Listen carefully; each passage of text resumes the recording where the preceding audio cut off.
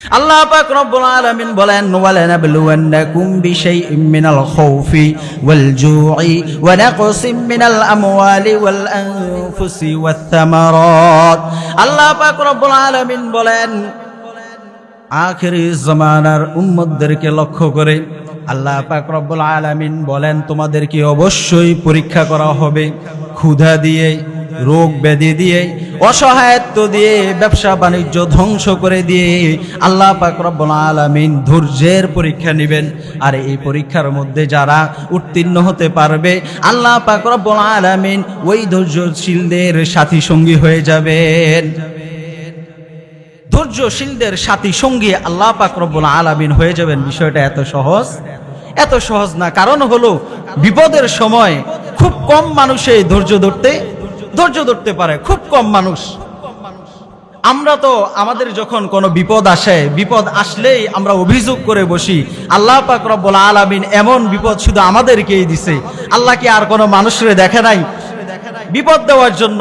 আমি আল্লাহর পথে চলার চেষ্টা করি, আমি আল্লাহর ইবাদত করতে চেষ্টা করি, আর আমার উপরে সব মুসিবত আসে, এমন অভিযোগ আছে না নাই? কথা বলতে হবে। কিন্তু অভিযোগ করে বসি যে আমি আগে খারাপ পথে ছিলাম, তেমন কোনো বিপদ আপদ ছিল না, কিন্তু এখন ভালো পথে আসছি, এখন আমার যত রকমের বিপদ আপদ। আল্লাহ পাক রব্বুল আলামিন হযরত আইয়ুব আলাইহিস সালাতু ওয়াস সালামের মাধ্যমে আমাদেরকে শিখিয়ে দিচ্ছেন মুসিবত কত বড় আসতে পারে, এর চেয়ে বড় মুসিবত উম্মতে মুহাম্মাদির আর আসতে পারে। হযরত আইয়ুব আলাইহিস সালাতু ওয়াস সালাম আল্লাহ পাক রব্বুল আলামিনের পয়গম্বর ছিলেন। আল্লাহ পাক রব্বুল আলামিন তাকে বিশাল ধনভাণ্ডার দিলেন। আল্লাহ পাক রব্বুল আলামিন সন্তানের প্রাচুর্য দান করলেন। আল্লাহ পাক রব্বুল আলামিন কোন রিওয়ায়াতের ভিতরে আসে 14 জন, 20 জন, 30 জন সন্তান আল্লাহ পাক রব্বুল আলামিন দান করেছেন। বলুন সুবহানাল্লাহ। আমাদের কারো 14 জন, 20 জন আছে সন্তান? আল্লাহ পাক রব্বুল আলামিন আইয়ুব আলাইহিস সালাতু ওয়াস সালামকে দান করেছেন। অঢেল সম্পদ আল্লাহ পাক রব্বুল আলামিন দান করেছেন, রূপ লাবণ্য দান করেছেন, স্ত্রী দান করেছেন।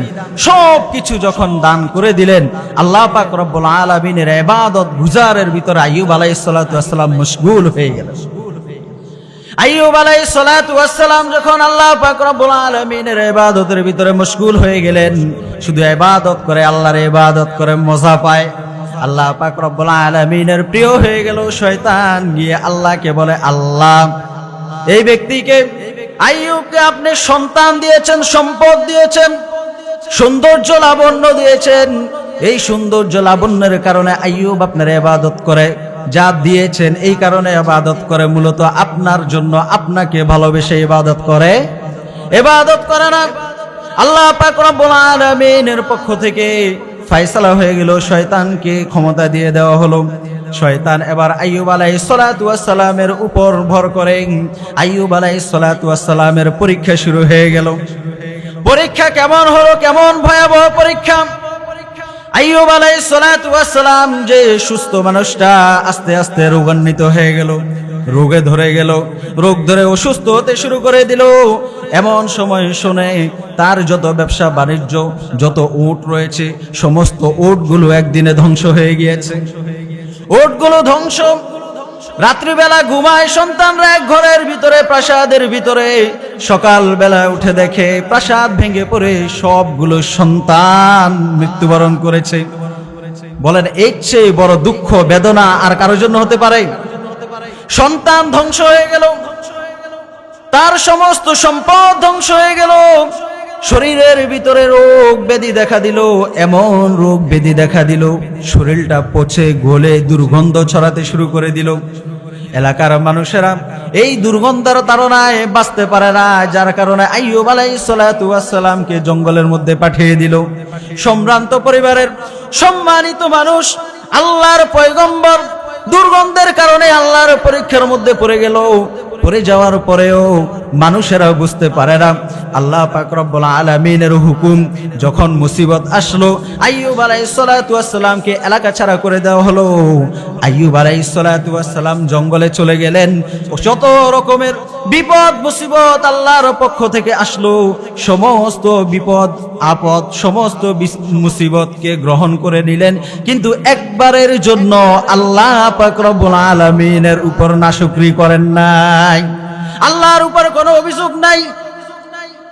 শয়তান এসে বারবার বলে, আপনাকে আল্লাহ এই রকমের মুসিবত দিয়েছে, সব ধ্বংস করে দিয়েছেন। আইয়ুব আলাইহিস সালাতু ওয়াস সালাম ডাক দিয়ে বলেন, আল্লাহ পাক রব্বুল আলামিনের ফয়সালা যদি হয় এটাই আমার জন্য কল্যাণ। বলেন তো, আইয়ুব আলাইহিস সালাতু ওয়াস সালামের যে দুঃখ এসেছিল, এই দুঃখ আমাদের কারো জীবনে আসছে কিনা? কারো জন্য আসে নাই। এত সম্পদ আমাদেরকে আল্লাহ দেনও নাই, এত সম্পদ আমাদের থেকে কখনো ধ্বংস হয়ও নাই। আইয়ুব আলাইহিস সালাতু ওয়াস সালামের মতো রোগ আমাদের কখনো হয় নাই, আমাদের পূর্বপুরুষদেরও হয় নাই, আমরা শুনি নাই। আমাদের সম্পদও ধ্বংস হয় নাই, আমাদের রোগও হয় নাই, আমাদের সন্তান সন্ততিও আল্লাহ পাক রব্বুল আলামিন কেড়ে নেন নাই। অথচ সামান্য রোগ ব্যাধি দিলেই আমাদের কত অভিযোগ, ঠিক কিনা বলেন? এই সমস্ত অভিযোগের কারণে আল্লাহ পাক রব্বুল আলামিন পবিত্র কালামে মাজিদের ভিতরে আয়াত নাজিল করে দিলেন।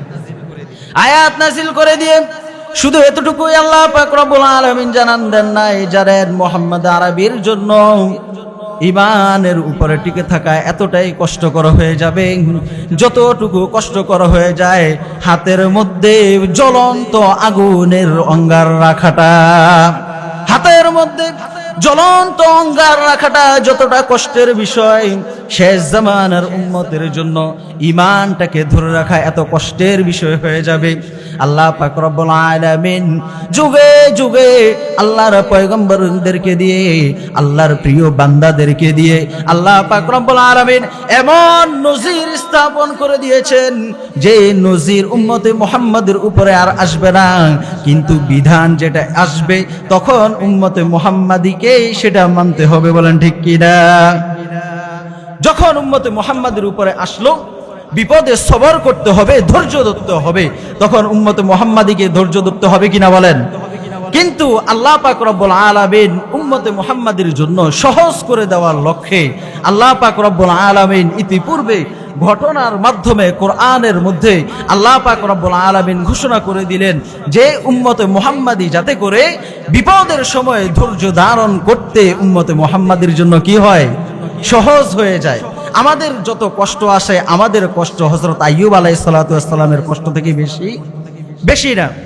সন্তান হারানোর যে কষ্ট, হযরত ইয়াকুব আলাইহিস সালাতু ওয়াস সালামকে আল্লাহ পাক রব্বুল আলামিন পরীক্ষার মধ্যে ফেললেন।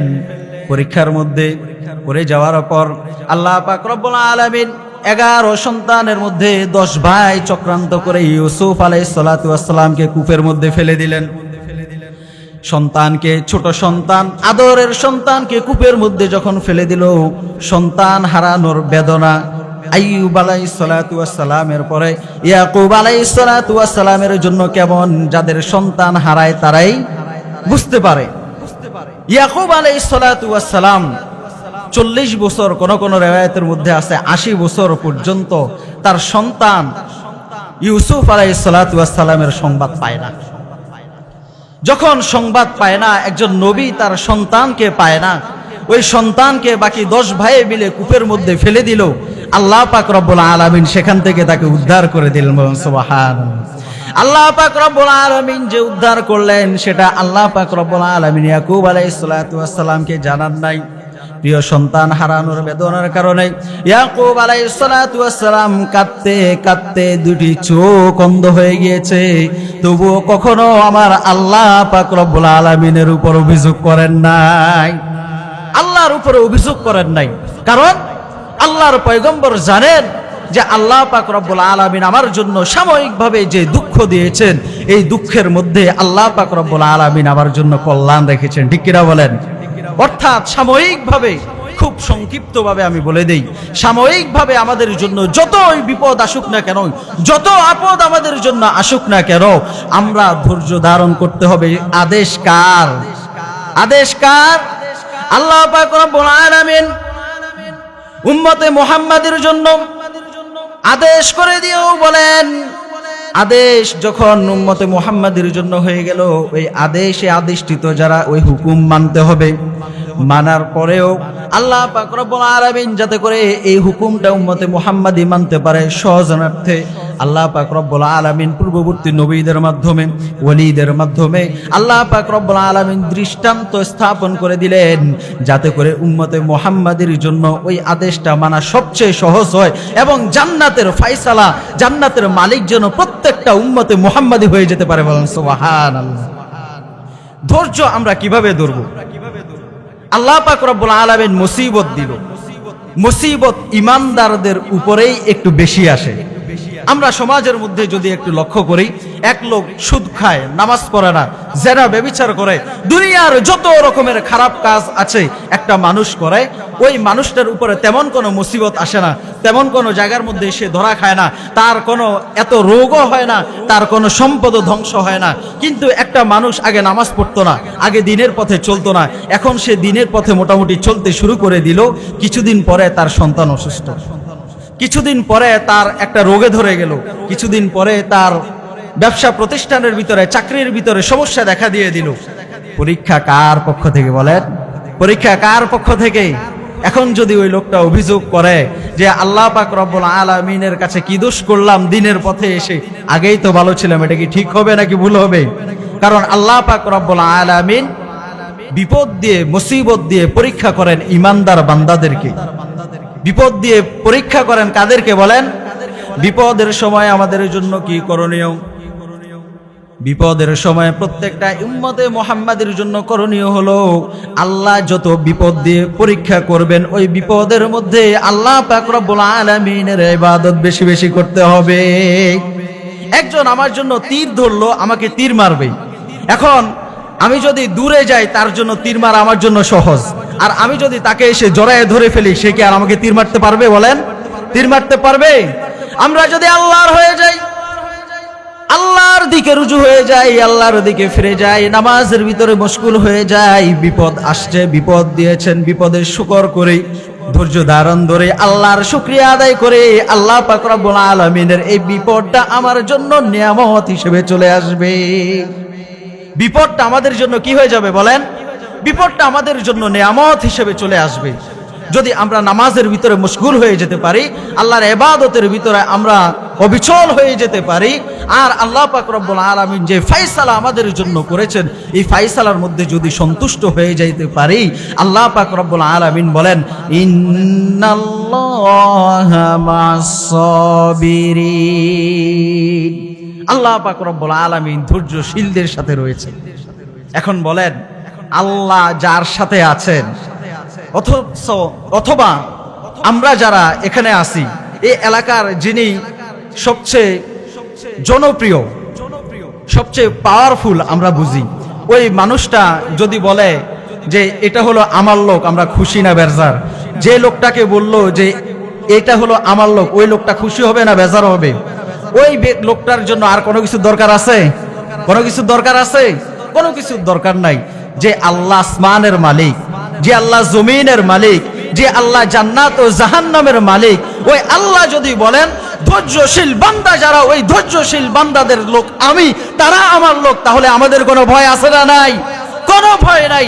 আমরা আল্লাহর লোক হতে পারবো কিনা বলেন? আমরা আল্লাহর লোক হতে চাই কিনা বলেন?